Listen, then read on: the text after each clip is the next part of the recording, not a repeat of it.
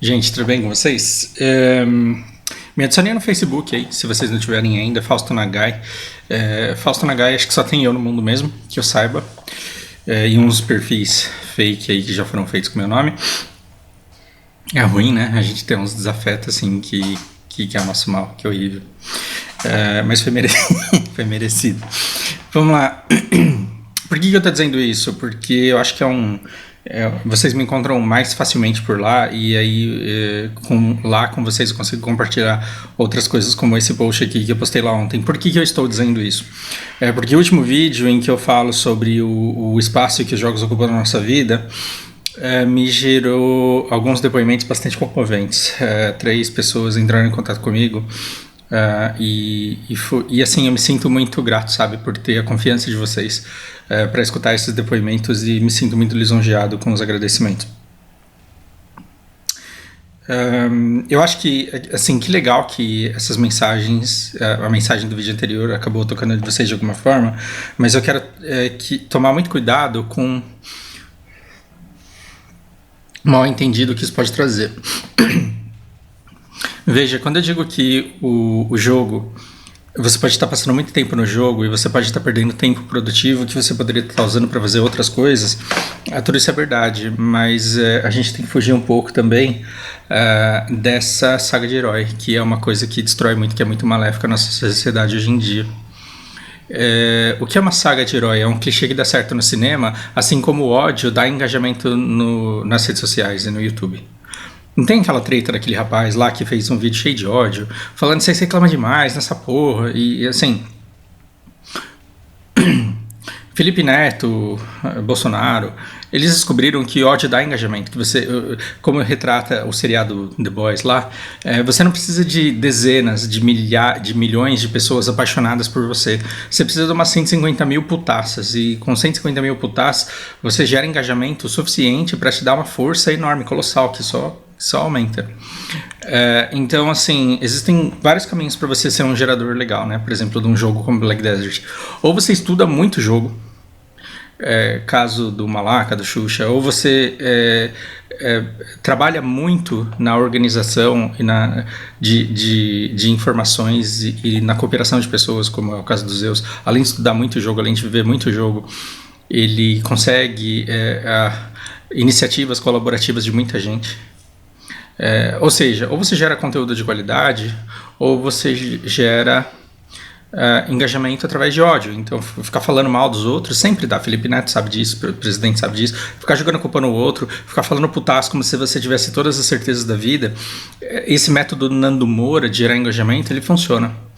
E a saga de herói, ele é o clichê do cinema, assim como o ódio e a certeza na fala são clichês do engajamento nas redes sociais.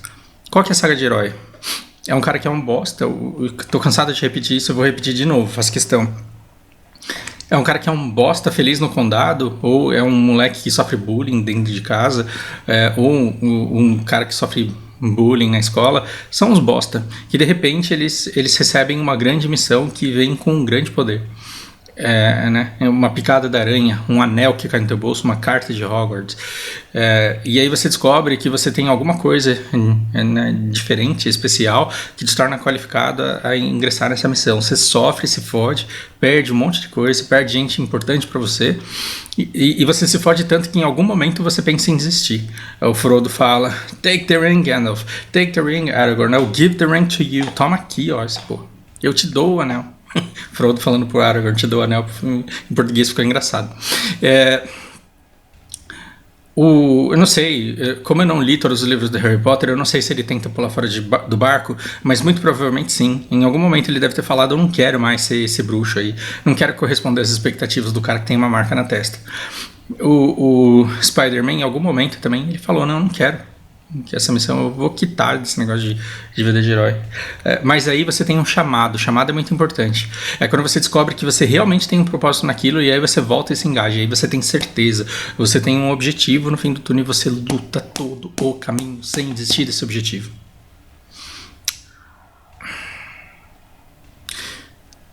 Tomara que o vídeo que eu fiz não tenha feito vocês acharem que vocês estão perdendo tempo de buscar esse objetivo. E tomara que esse vídeo não tenha feito você se sentir um merda por não saber nem que sonho é esse. E para falar sobre isso, eu quero compartilhar com vocês um vídeo que eu postei ontem nas minhas redes sociais e que eu achei muito legal. Não conheço bem esse cara, a única coisa que eu sei sobre ele é que ele é um cara que faz stand-up comedy, e por isso que, por ser de stand-up, então ele pode falar palavrão, ele pode falar umas coisas de um jeito engraçado. E sobre esse negócio de saga de herói e objetivo, eu quero compartilhar esse primeiro conselho dele aqui. 37.9 bestow upon you 9 life lessons. 1. You don't have to have a dream. Americans on talent shows always talk about their dreams. Fine, if you have something you've always wanted to do, dreamed of, like in your heart, go for it. After all, it's something to do with your time, chasing a dream. And if it's a big enough one, it'll take you most of your life to achieve, so that by the time you get to it and are staring into the abyss of the meaninglessness of your achievement, you'll be almost dead, so it won't matter. I never really had one of these dreams, and so I advocate passionate dedication to the pursuit of short-term goals. Be micro-ambitious, put your head down and work with pride on whatever is in front of you. You never know where you might end up. Just be aware the next worthy pursuit will probably appear in your periphery, which is why you should be careful of long-term dreams. If you focus too far in front of you, you won't see the shiny thing out the corner of your eye. 2. Don't seek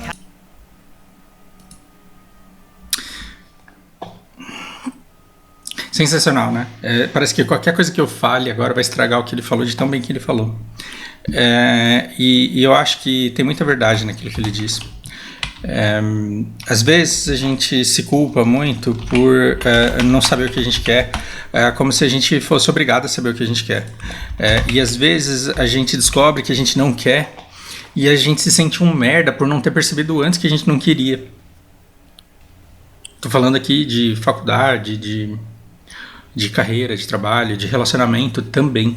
Muito mais sobre relacionamento. E olha que merda, se eu pudesse, eu não posso, tá? Eu não posso. Mas se eu pudesse mudar a cultura do mundo, eu mudaria um monte de coisa. Eu não faria seres monogâmicos, porque eu acho que isso é uma besteira e leva muita gente ao sofrimento.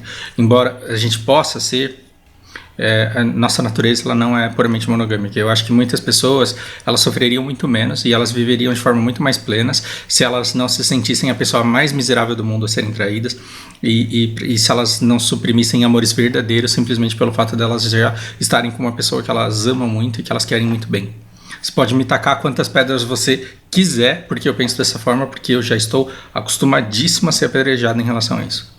Mas eu acho, por exemplo, que você pode amar profundamente duas pessoas e quando você acha que a cultura na qual você nasceu, pelo fato de ser monogâmica, diz a verdade quando diz uma besteira dessa, eu acho que você se sente pressionado a de fato acreditar que você não ama alguém, porque de fato você ama alguma outra pessoa de verdade e ela é suficiente.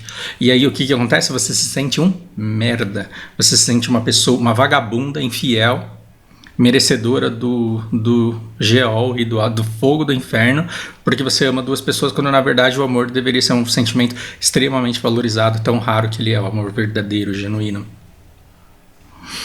Entre outras coisas que eu mudaria na nossa cultura, é essa coisa de que você tem que ter um relacionamento que dure para sempre.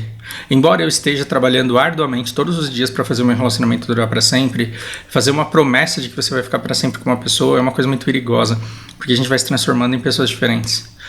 E eu acho que uma mulher, por exemplo, a gente tem que as mulheres elas têm que lutar mesmo pelos direitos dela, pelo respeito, porque eu acho que uma mulher ela tem que ter o direito de terminar um relacionamento sem parecer aos olhos da sociedade uma vagabunda, sem morrer por isso, apedrejada ou assassinada por um ex não conformado e ciumento que sente o valor e a masculinidade dele diminuídas pelo fato do relacionamento ter sido terminado.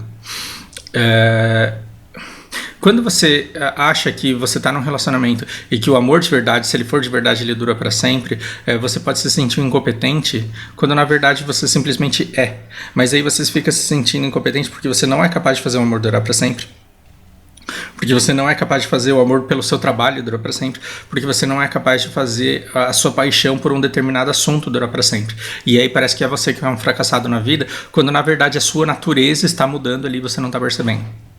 E esse é o ponto que ele diz com as metas a longo prazo. A meta a longuíssimo prazo, eu vou trabalhar 40 anos nessa empresa, eu vou ficar casado pro resto da vida, eu vou fazer... Quando você tem essas metas cegas, você deixa de perceber as coisas que estão acontecendo ao seu redor. Eu tomei uma carcada do Devora ontem, quando a gente estava jogando. A gente estava jogando e eu comecei a dar rage no chuleta ali, e ele falou, Fausto, você tá cego, você tá cegado, você tá enxergando as oportunidades e você não tá conseguindo entender o que tá acontecendo. E ele tá muito certo. Ele me disse, você está enxergando a oportunidade, está chateado porque o pessoal não está indo atrás da oportunidade, só que você não está vendo o que está acontecendo. O pessoal está fazendo um monte de nubice aqui, não adianta você querer o que você vê que é possível de fazer.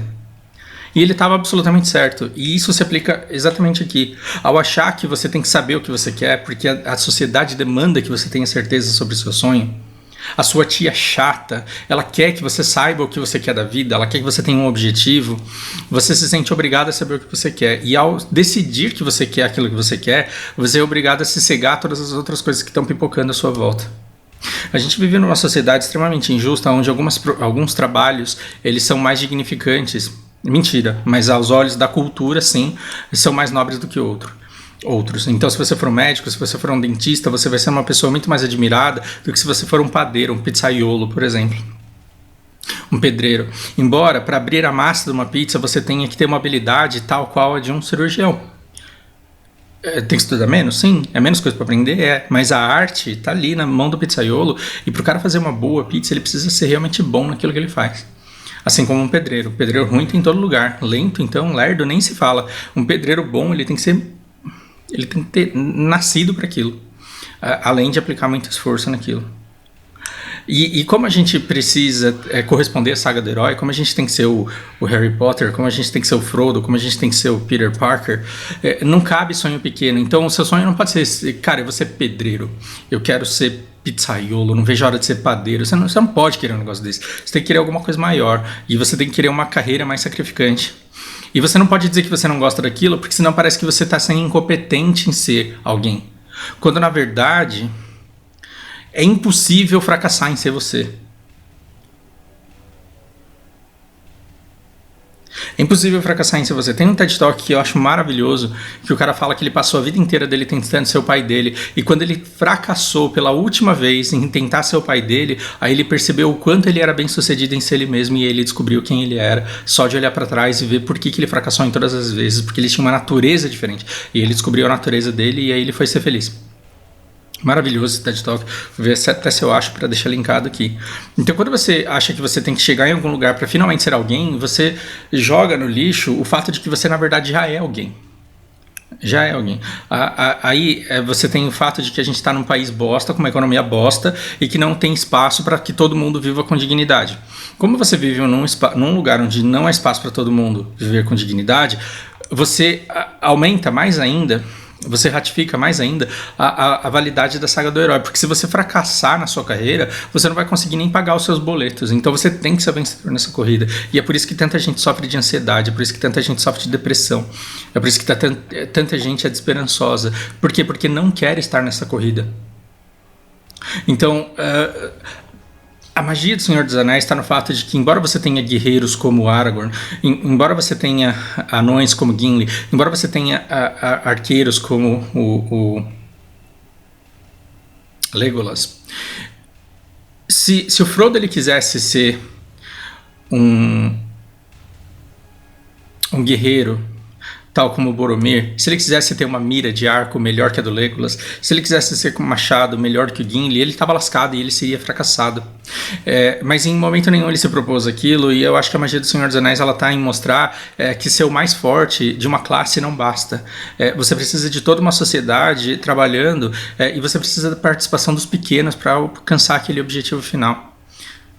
E que aquelas pessoas que não têm as expectativas sobre si, elas são as que passam a ser despercebidas e muitas vezes conseguem ser livres para cumprir aquele papel que elas têm que cumprir.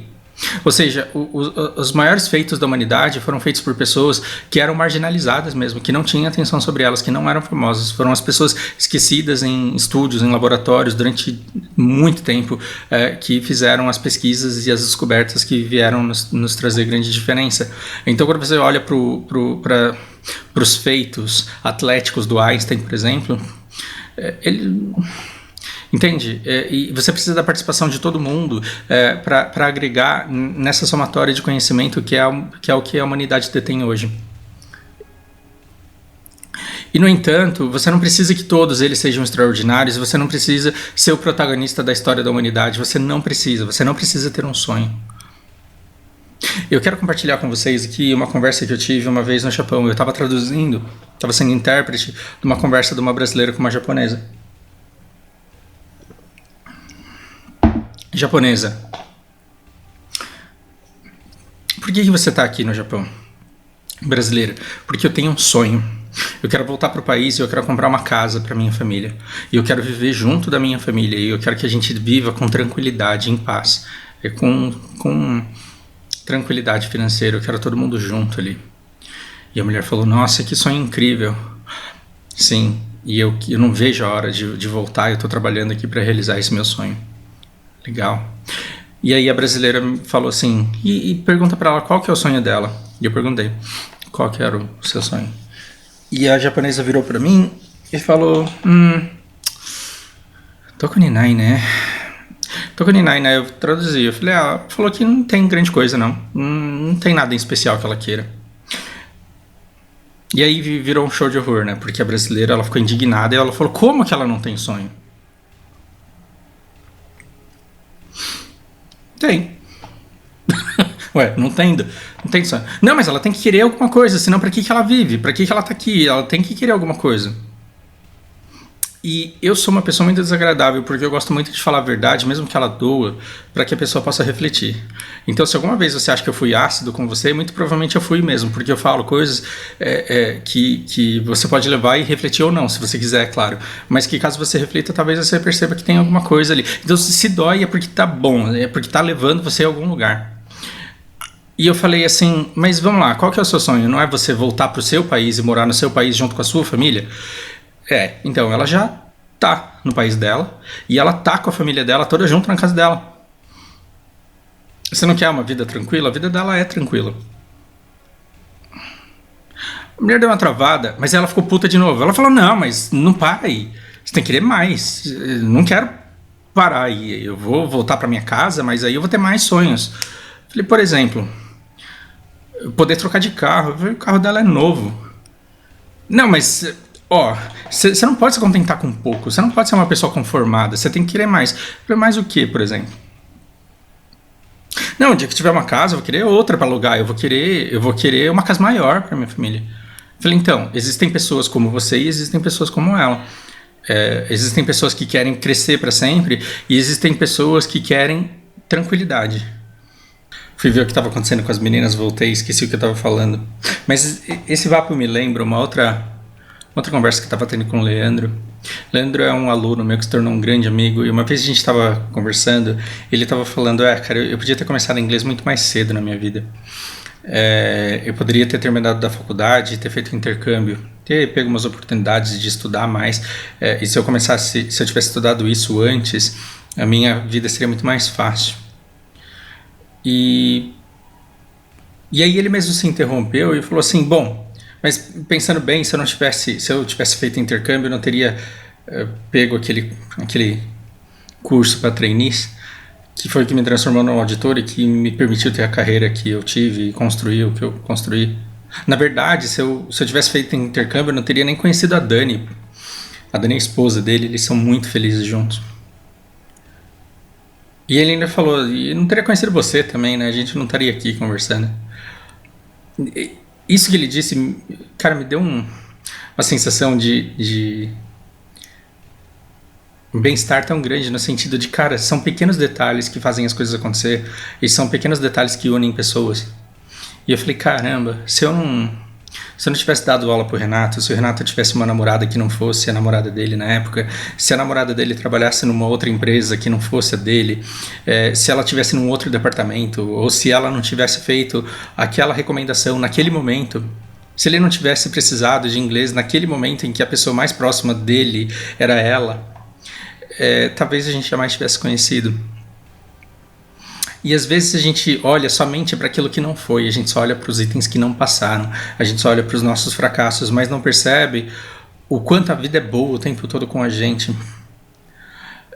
Então, me faz pensar que o Devora, se ele tivesse sido chamado para um concurso, ou se ele tivesse passado num vestibular, e se ele tivesse mudado para uma cidade longe da dele, ele poderia não ter conseguido a vitória. Vitória não é que ele venceu na vida, Vitória é o nome da namorada dele, futura esposa. E eles são muito felizes juntos. Então, se ele estivesse trabalhando muito e não tivesse se escondido no BDO e no HOTS, talvez a gente não fosse tão amigo como a gente é. E a vida ela vai se resolvendo e aí quando você olha para trás, você olha para sua vida e você vai vendo as conexões que você fez e as coisas que te aconteceram e as oportunidades que foram criadas, e muitas oportunidades elas surgem do fracasso e do ócio.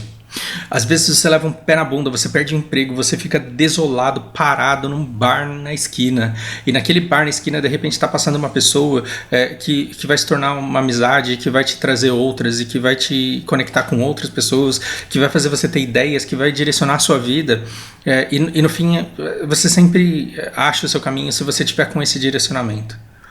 Então, direcionamento é uma palavra importante, e o que esse cara fala é sensacional, porque se você ficar com uma meta lá no final, falando eu vou chegar lá, eu vou chegar lá, eu vou chegar lá, eu vou passar nessa universidade, eu vou conseguir esse negócio, você pode fechar completamente seus olhos pro canto. E ele fala que na periferia ali do lugar onde você está passando, pode estar aquilo que realmente você quer.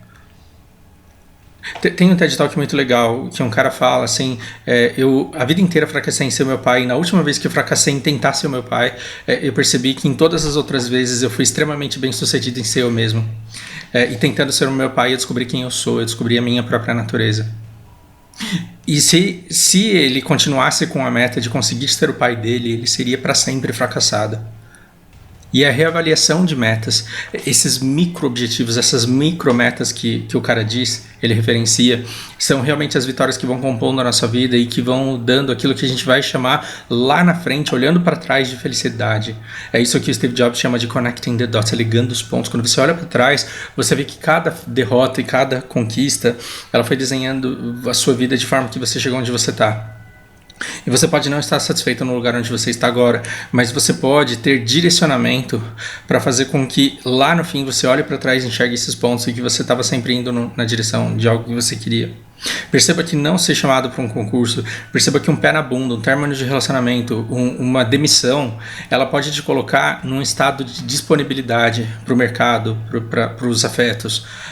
Então, às vezes você acha que por estar desempregado, por conta disso ter levado um pé na bunda, por conta disso ter perdido contatos, amigos, se esses amigos eles foram embora porque nunca foram de verdade de qualquer forma. E ao invés de se ver como fracassado porque você não conseguiu fazer o emprego, o relacionamento e as amizades durarem para sempre, eu acho uma besteira ficar pensando nesse para sempre, como se você só tivesse valor, como se você só tivesse dignidade, se você fosse bem sucedido em fazer tudo durar para sempre. Eu acho uma injustiça atroz com as mulheres, principalmente, o fato delas não poderem terminar um relacionamento porque elas são assassinadas por um cara inconformado, ou elas são vistas como vadias, ou desonradas, ou ingratas, ou desleais, ou simplesmente incompetentes mesmo por não conseguirem segurar um macho. Eu acho isso de uma burrice cultural sem tamanho, porque as pessoas se transformam ao longo do tempo e elas podem se transformarem para um ponto em que elas não são mais compatíveis, e a mulher tem que ter o direito de seguir o caminho dela. Mas isso é um outro vídeo, é uma outra história. Mas nessa de ter metas a longo prazo e sonhos de fazer esse amor durar para sempre, esse emprego durar para sempre, e essa meta que você pode simplesmente não enxergar o que está acontecendo à sua volta.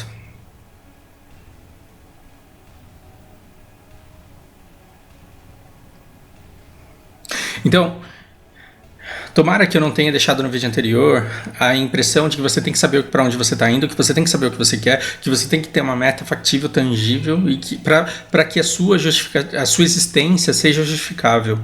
Saiba que a sua existência ela é tão justificável quanto a de todos os outros seres humanos. Ninguém tem propósito nenhum, ninguém tem tarefa nenhuma a cumprir. O máximo que a gente faz é colaborar um pouco. Mas tem uma coisa que é verdade, a nossa vida ela só vale pelas conexões que nós temos. O conhecimento ele só vale quando ele é compartilhado, e tudo que a gente tem ele só é valor, tudo que a gente é, tudo que a gente pode ser só tem valor quando a gente serve ao outro. E eu acho que não tem conselho melhor que esse cara dá do que o último, em que Não é o último, é o sétimo, sexto.